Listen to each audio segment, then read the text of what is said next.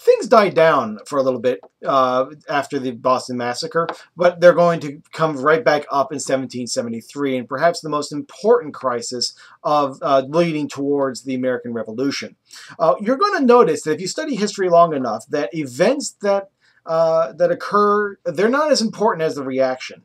For example, the Archduke Franz Ferdinand's assassination sparks World War I. Well, would you believe me if I told you that Franz Ferdinand wasn't exactly this a popular and powerful dude that would justify the killing of millions? There was something larger at work behind the coming of World War I than just the assassination of an unpopular heir to the throne.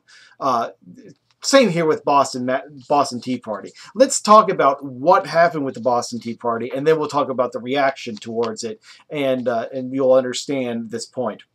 In 1773, the East India Company is going to go bankrupt. So they're going to turn to the British government and for basically what we call today a bailout.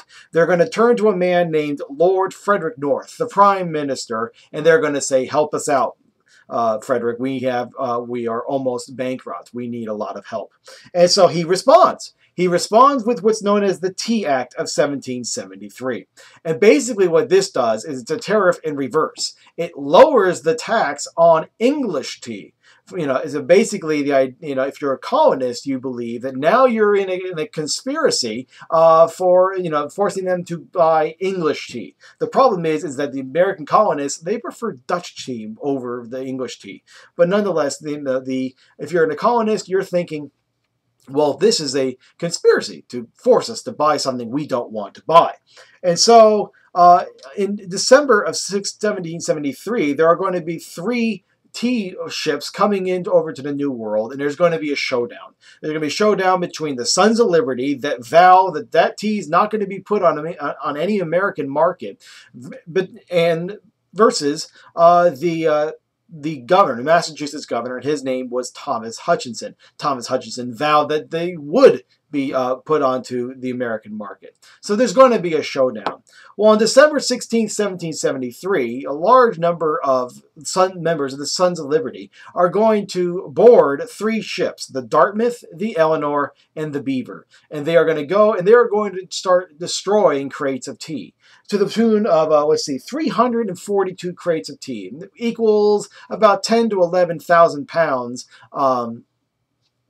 the English money, pounds, destroyed, either thrown into the Boston Harbor, or the crates are destroyed and the tea is absolutely worthless. How much is that worth? Well, that's worth around $700,000. So that's a considerable amount of money.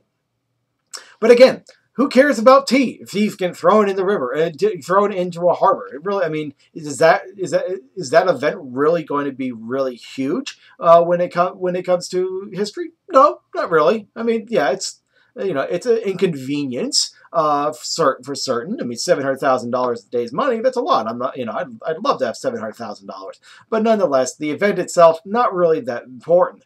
However, what we're going to see in the next slide is how the event's reaction is going to be very important.